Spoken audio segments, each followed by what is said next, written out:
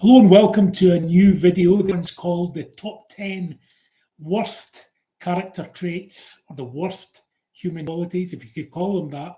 I previously done a video on the top 15 best human qualities or virtues. So there's only 10 of these, but I felt it appropriate to do a complimentary video so that we can not express the negative, but better understand and accept the negative to give ourselves a more holistic understanding of the human being. So let's get down to it, with 10 being the least worst. So at number 10,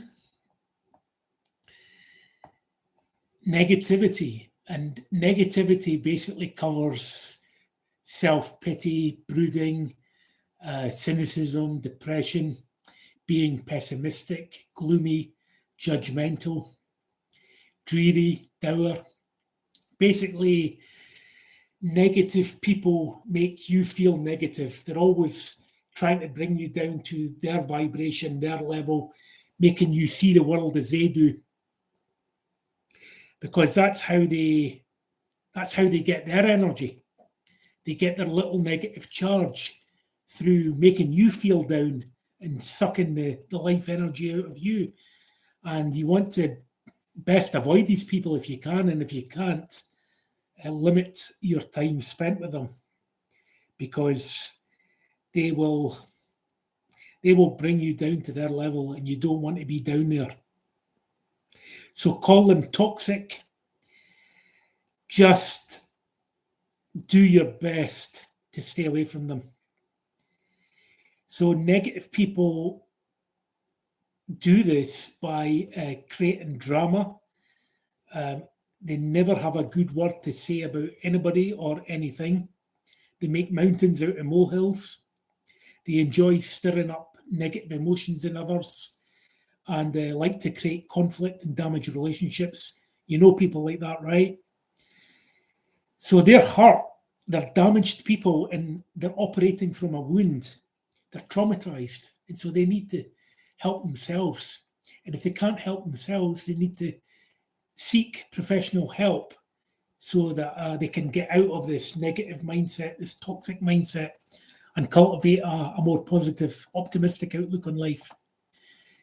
Number 9, mean-spiritedness. Lack of kindness, low generosity, being tight-fisted, a Scrooge, penny pinching, a spendthrift. This person has an attitude of ill will towards others, always thinking that he or she never has enough, even though they sometimes have more than enough. I mean, how many wealthy people are the most miserable amongst us? They never seem to have enough because they're so attached to money. They count every penny, and they never give to others. I know one guy used to work with my father in a very expensive restaurant, and he was very good at his job. He always turned up impeccably dressed to work on time. But at home he was a sloth, and he only found out about this when he hadn't turned up for work for several days. So the staff went to check up on him at his flat and found him dead, lying on a makeshift mattress made out of old newspapers, and his dead body was surrounded by bags of money. You know, he never spent a dime on himself or anybody else, for that matter. And so, what's the motto of that story? You know, don't be that guy. Number 8, jealousy. Who at any time in their lives can honestly say that they have not experienced jealousy?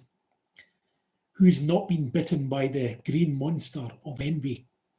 Now, some psychologists say that envy and jealousy are different, and they are subtly different, but for all intents and purposes, let's call them the same thing, because this is a more generic video. This is a generic video, so I'm going to do a deep dive into each one of these.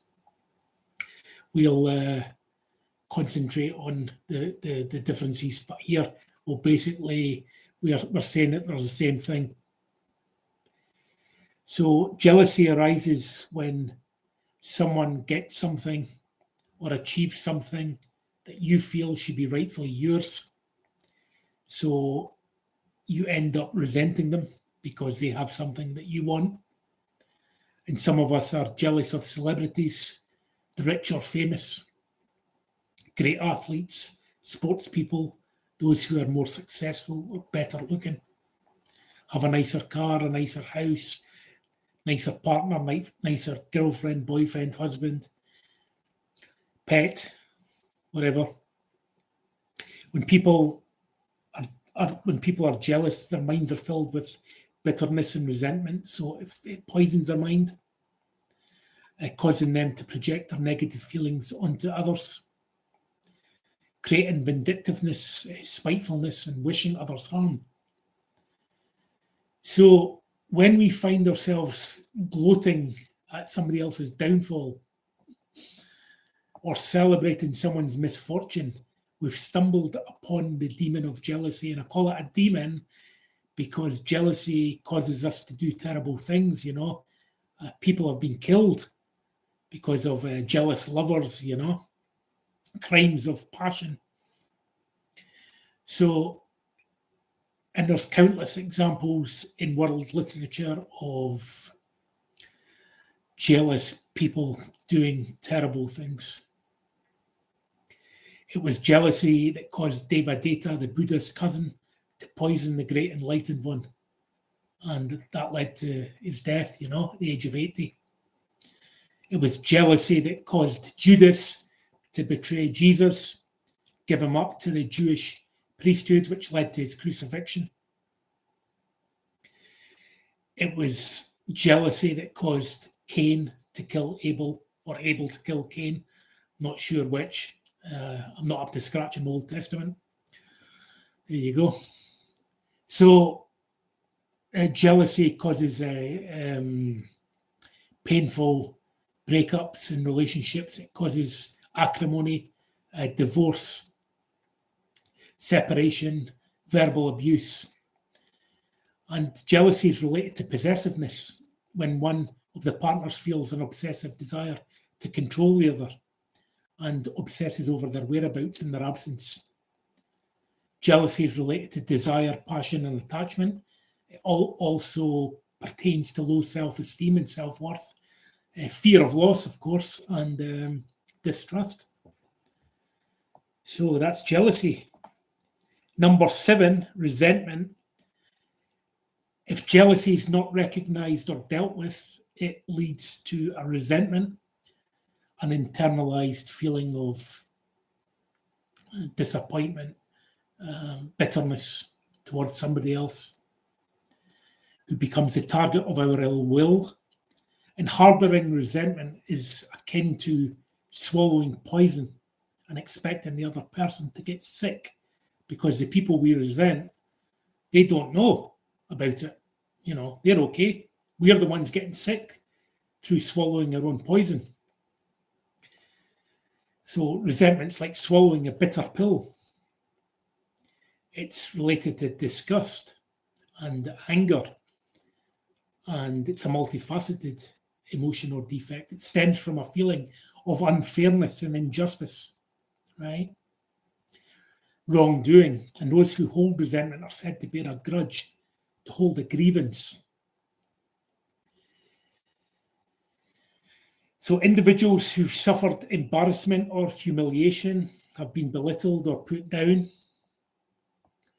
they internalize this and they get resentful, and it screws up their life, because resentment, because it becomes internalized, it creates a negative feedback loop within ourselves. And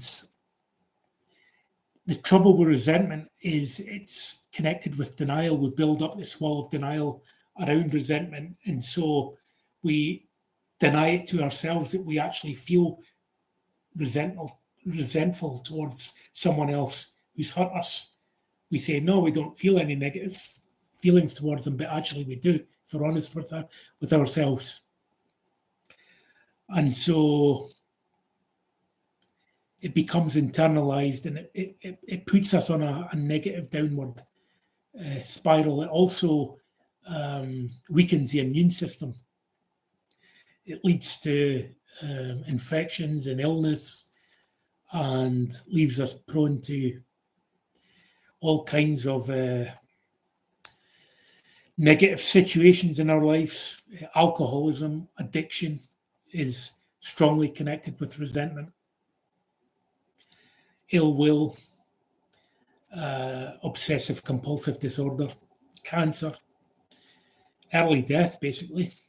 So you want to clear up that defect as soon as you become aware of it. Resentment means to resend. So we're constantly resending these negative emotions back into our system, poisoning ourselves. So number 6 is vengefulness. Unresolved resentment leads to vindictiveness and the desire for revenge, which is basically committing a harmful act against someone, usually violence. Could be to a group as well in reaction to a grievance, whether real or perceived. And revenge is a common theme in movies, especially action movies, when our hero, usually an innocent family man, has been wronged by a villain, gang or criminal organisation. And out of a desire to sort of restore justice and morality to himself or the community, feels a need to take revenge. And while these movies often have happy endings, in real life there's no such happy ending, because these vendettas, they lead to protracted situations. Think of the conflict, the war between Russia and Ukraine today. Think of the war in Afghanistan, in Iraq a few years back. Think of the Vietnam War in the 60s, the Korean War in the 50s, the 2 world wars in the early part of the 20th century, and all the way back to the great wars between the major world empires like the Spanish empires, Christian crusaders, the Muslim empires, the Romans, the Greeks, the Ottoman Empire, and so on. And all the tribal conflicts going on between indigenous groups since time immemorial. So essentially, since humans have walked the earth, there's been war and conflict. And so what happens when you take revenge against someone is it just creates a tit for tat situation. And it never gets resolved through violence, because enmity just breeds enmity. Violence and hatred just create another negative feedback loop, which goes on and on endlessly, all motivated by acts of vengeance. Also think of the war on drugs and the mafia and the drug cartels, how many tens of thousands of people have been murdered for money, for family, for vengeance. Terrorist acts, suicide bombs, the list goes on. So harbouring vengeful feelings turns the human heart black. And if not treated, one becomes an agent of darkness. Anakin Skywalker becomes Darth Vader. Number 5 is anger. And in Buddhism, anger is seen as the most destructive emotion. Indeed, anger is a negative force. I mean, call it rage, fury, wrath. Anger can turn hellish before we even know it. It's like a fire that gets out of control and it consumes everything around it. You ever heard the expression? Well, of course you've heard the expression, blind rage. Why do they say blind? Because anger blinds us to reason. It blinds us to empathy. It blinds us to reasonableness. In fact, anger blinds us to to everything good, and it just takes over us like a fire. I mean, one never decides to get angry. It just happens, right? We lose our temper, we lose our rag, we lose our cool. So anger takes over us, it consumes us like a fire. And it makes us say and do negative and destructive things on the spur of the moment without thought or consideration or care. How many times have we said to someone something terrible which we later claim we didn't mean, all because of anger? How many people have been hurt, injured, or killed because of anger? Anger is an intense emotional state. It's a response to a perceived threat, insult, or provocation. And so it's fear-based, right? And it's always a reaction. Like I say, we don't decide to get angry. It's a reaction to something else. It's a response to hurt, to a wound. And children get angry when they don't get what they want. When a favourite toy is taken from them, they throw a tantrum. And some of us, we never grew out of that. And that's why people get angry when they lose a game. Chess, in my case, of course. When they lose money, they lose a boyfriend or girlfriend, partner, husband or wife, or they lose face. The fear of becoming a loser provokes anger. So everyone, of course, experiences anger. It's only natural because it has a survival value linked to our instinctual need for self-preservation.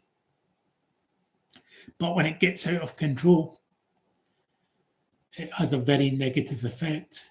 But anger also, for many people, appears to have a moral value because social activists, for example, they feel a sense of moral outrage when something they hold dear has been violated, and anger results along with a desire to change that situation. It could be a war, protest against the war, a war going on somewhere in the world, or a destruction of the environment, global warming, climate change. It could be a response to the factory farming of animals in the case of vegetarians and vegans. And one could say that these people have a certain justification for feeling angry, of course. But remember that what we call justice is just our own human biased perception. The universe has a much grander view, which takes into account everyone's karma, and we can't know what the universe wants for the world, really.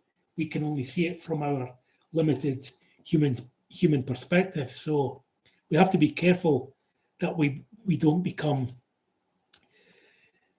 blinded by morality.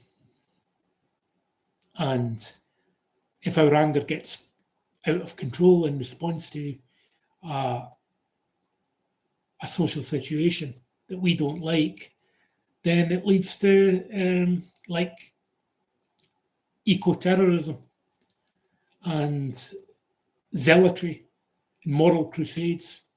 And then we become just as bad, in a sense, as the people we are protesting.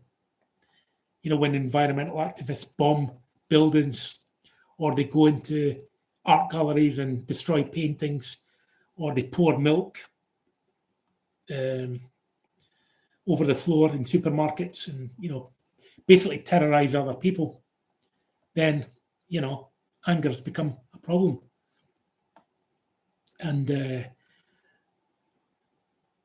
anger can also be a response to deeper feelings of hurt, sorrow, impotence. When we feel impotent at changing a situation, anger is an expression of our powerlessness or helplessness. Anger turned inward or repressed anger leads to depression, or is depression is a manifestation of repressed anger. So it can also lead to problems of substance abuse, addiction and alcoholism, self-harm, phobias, passive aggression, argumentativeness, obsessive compulsive behaviour, psychological manipulation, guilt, shame, and self-blame, among others. And aggressive anger can lead to feelings of grandiosity, selfishness and narcissism, bullying, risk-taking, threats, violent behaviour, unpredictability, harshness, and so on. So that's anger, and a study that I read about in Wikipedia, a Gallup World Poll, which was conducted in 140 countries, which is 2/3 of the world's countries, discovered that nearly 25% of adults experienced a lot of anger or anger on a regular basis.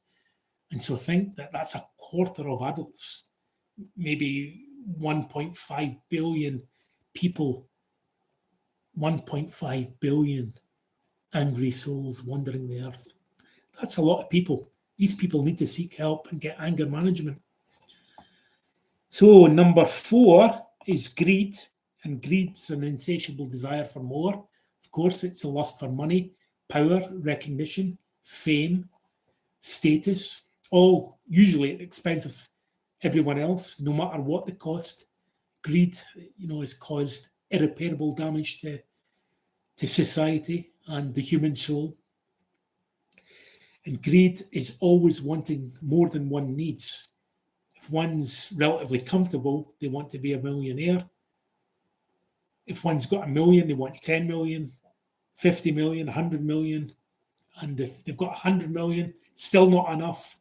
They want to be a billionaire. They envy the lifestyles of, the likes of Jeff Bezos and Elon Musk, Richard Branson and Bill Gates and people like that, even though they can see that they're perhaps morally corrupt individuals or are not happy, they still want what they have. Somebody's always got more than they have. They've never got enough.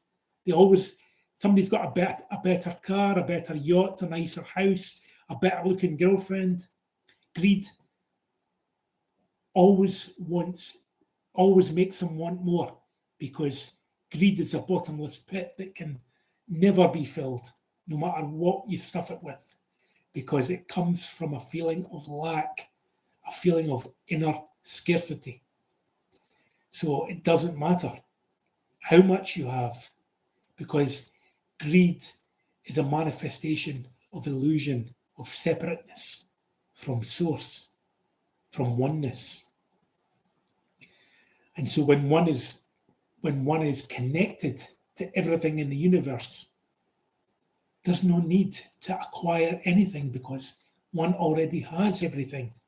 Or to put it another way, one already is everything. So why do you need to acquire meaningless objects? Because it's a bottomless pit, and craving can never be fulfilled. Despite this, these people will stop at nothing to obtain their desires, to fulfill their desires, fighting and competing tooth and nail for profit, becoming tyrants, dictators, hoarding wealth, property, power, position and prestige, turning people into servants and slaves, subjects, all to serve their greed. Think of bankers who embezzle people out of their life savings, corporations who destroy the environment, cutting down vast swathes of forest to build office blocks, killing and making entire species of animals, birds and insects extinct, making people landless, homeless, all to serve their own greed, to make a profit for themselves and their shareholders, taken from those who have less than they need, so that they can have much more. I mean, Think how obscene this is, because like less than 1% of the world's population controls more than 90% of the wealth, while 80% of people live in abject poverty, barely can put a roof over their head or feed themselves or their families. I mean, it's a terrible situation, you know? Where is their compassion? So greed is the fundamental basis for capitalism, corporatism, entrepreneurship, business, enterprise. Selfishness and greed go hand in glove. So selfishness can also be considered in this category. In Buddhism, greed, along with hatred and delusion, is considered one of the root poisons. It needs to be rooted out from the ground of being, because it's a poison. It's closely linked with illusion, like I said, or delusion. So greed is a major human defect that must be addressed before it gets out of control. And Thomas Aquinas described greed as a sin against God, because it condemns all things eternal for the sake of temporal things.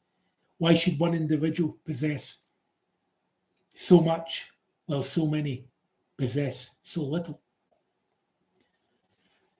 So greed makes things fundamentally unfair. In Dante's Inferno, greed is a deadly sin that condemns one to the fourth circle of hell, whose inhabitants are wandering, hungry ghosts, like misers, hoarders and spendthrifts, dead souls without personality or happiness. And Chaucer described greed as the root of all evil. Not money, greed. So call it what you will: avarice, covetousness, craving, lust, love of money, self-gratification, gluttony. Greed is not good.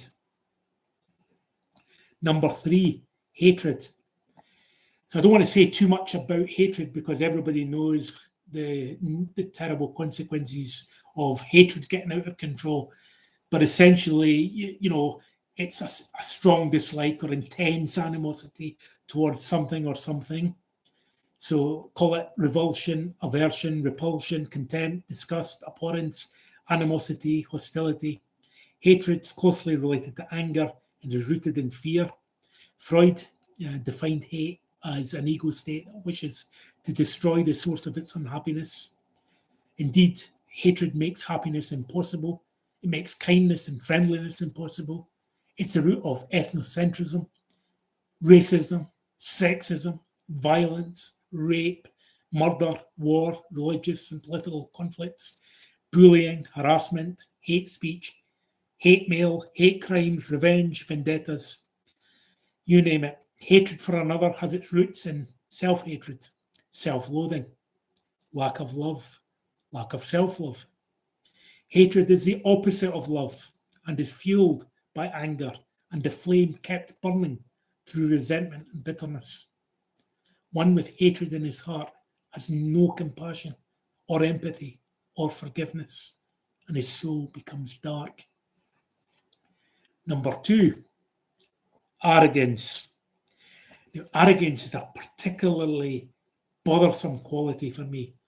And when anybody displays it, I feel a burning desire to teach that fellow a lesson. I detest arrogance like a sickness. And it's possibly because I've got some shadow issue with it. I don't know. Nobody's ever said that I'm arrogant, and I don't think that I'm arrogant, but certainly it bothers me. And call it narcissism, vanity, self-importance, egotism, self-love, hubris, pride, pretense, overconfidence, cockiness. Arrogance is one of the most terrible human flaws and character defects, and it always leads to one's downfall. It's been the end of the greatest human beings in history, the downfall of kings, emperors, conquerors, spiritual teachers, leaders, presidents, prime ministers, Führers, dictators, tyrants. Arrogance is potentially the number one enemy of mankind. If you're intelligent, you'll get rid of it for good. Arrogance stems from feelings of superiority, feeling above others, causing one to act gracelessly and foolishly, making a wrong move, giving them ideas above their station, their monumental narcissism. And vanity always comes before a fall. It's the subject of plays, Greek tragedy, as in John Milton's Paradise Lost, in which Lucifer tries to compel the angels to worship him, because basically the devil wants to take over the entire world. And so it's the ultimate sin against God. Satan was the highest angel who became the fallen angel with the personal motto, better to reign in hell than serve in heaven. So arrogance manifests Frankenstein's monster. It's the very manifestation and expression of ego itself, a turning against spirit in favour of the self, the small self, selfishness, self-centeredness, separation from source.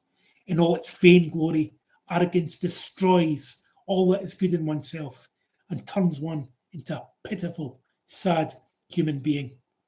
But it's not just bad in and of itself. It has another fatal consequence. Self-importance actually disrupts the free flow of energy, preventing one seeing things as they really are, and makes ego transcendence and enlightenment impossible, and ensuring one an endless rebirth on the wheel of suffering. Number 1, the most terrible human flaw: cruelty, viciousness, malevolence, violence, turpitude. Cruelty is taking pleasure in inflicting pain and suffering on another human being or creature. It's closely related to sadism, which is it was named after the Marquis de Sade, a sadist. And people who exhibit this terrible trait have no conscience, no remorse, no morality, and no respect for human or animal life. Those are the narcissists, sociopaths, psychopaths, murderers, serial killers, tyrants, and genocidal maniacs amongst us. These people have no redeeming qualities and are beyond help. They're destined to perish in unspeakable hells and be reborn as the lowest form of life, or their souls snuffed out altogether because the universe can no longer tolerate their foul stench. Cruel people are a scourge on society, a clear and present danger to all those around them.